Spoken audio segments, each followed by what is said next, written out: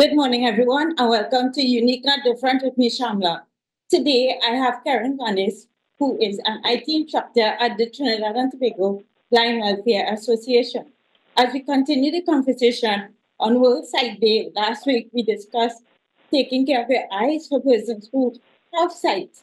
But what about persons who are blind and visually impaired? How can we use technology to regain their independence in terms of sight? So Karen is here today to talk about accessibility and technology and type of technology. So good morning, Karen. How are you doing? Nice to have you. Good morning. Good morning, Shamla. I'm fine. How are you all?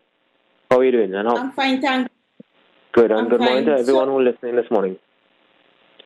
So Karen, can you tell us about in terms of access to technology, how accessible is it is to get technology in Trinidad and Tobago for in aid of sight.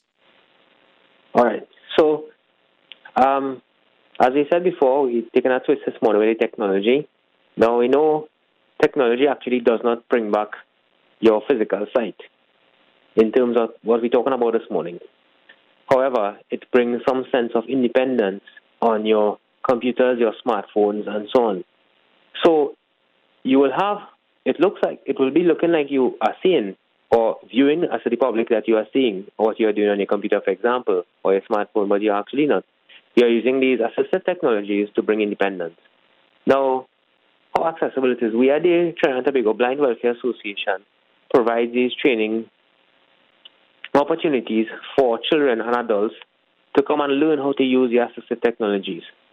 Now, one of the best things we could talk about now that is relatively affordable is a screen reader. It comes on every smartphone where you can just go to accessibility and settings accessibility and turn it on, or a laptop. So if you have a laptop in your possession, that's it. You just turn on your narrator. So narrator is available it comes with Windows, and even it gets even better with Windows 11. You have like real voices, real sounding voices instead of the synthetic robotic voices.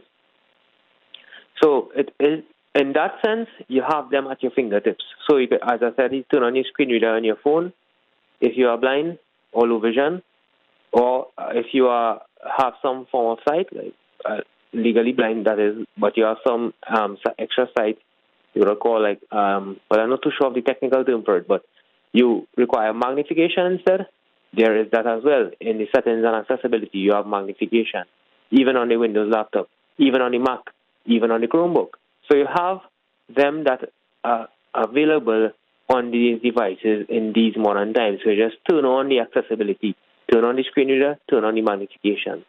And again, in addition to that, you have for persons who are deafblind or persons who prefer reading braille, because you have a lot of persons who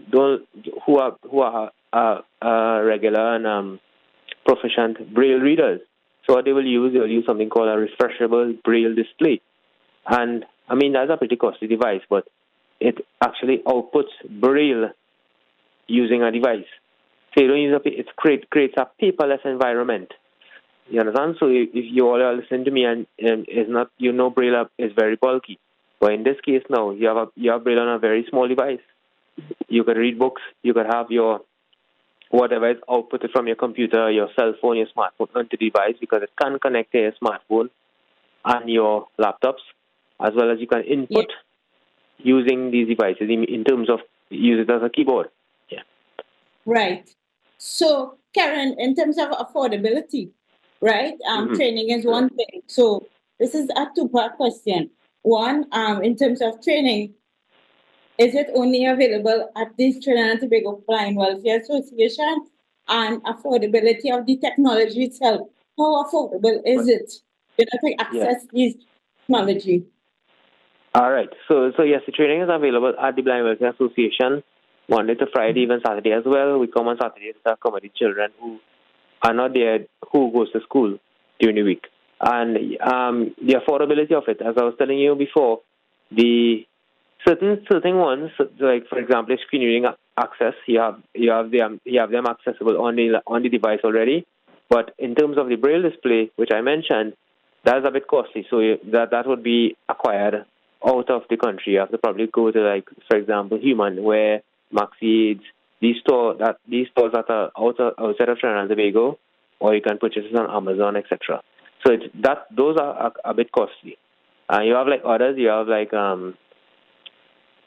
the reading devices. You have like MP3 players, talking MP3 players, and so on, which is very, very useful because you can put your MP3 books on it, and even audiobooks as well as textbooks for schools, as well as any other MP3 files. You probably listen to some music and so on. The aim of the game is accessibility, and that device is accessible because you have a screen reader built in. And of course, that is a cost as well, and they are not available in Trinidad. You have to go outside of the country to get it. Right. And in terms of AI, we are talking about AI now. And based on your knowledge and your expertise, can AI assist in terms of the blind and visually impaired in terms of regaining their independence? Yes, correct. Because there's an app called Be My Eyes. I think I mentioned that before. But to those who are listening, Be My Eyes is an app that is available on Android, iOS, and now Windows.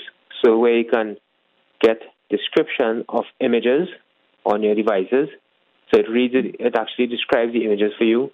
If you have text on images, it extracts the text and reads it to you. If that's on all three platforms, as well as the new thing on the mobile platforms is the AI feature of the Be My Eyes. And what that does, it actually scans the environment with your phone's back camera, and when you take a picture, it gives you such a beautiful, clear, detailed description of your environment. I think it's better than someone who's sighted giving you a visual description. So in addition to that, you have another app called Envision AI, where it does similar things in terms of artificial intelligence and results and so on, because you can have to scan documents, read handwriting as well. Where you will have an app that will read your handprint, Envision AI does it. So these apps bring independence for persons who go into school, children who have like handouts from university. You could take a picture of them and scan it, read them. You got a document in your desk as an employee. Yes, no problem. Bring the documents. You scan it and read it back. So you have the advantage. You have the software. You have the technology at your fingertips to be able to be productive and efficient in society.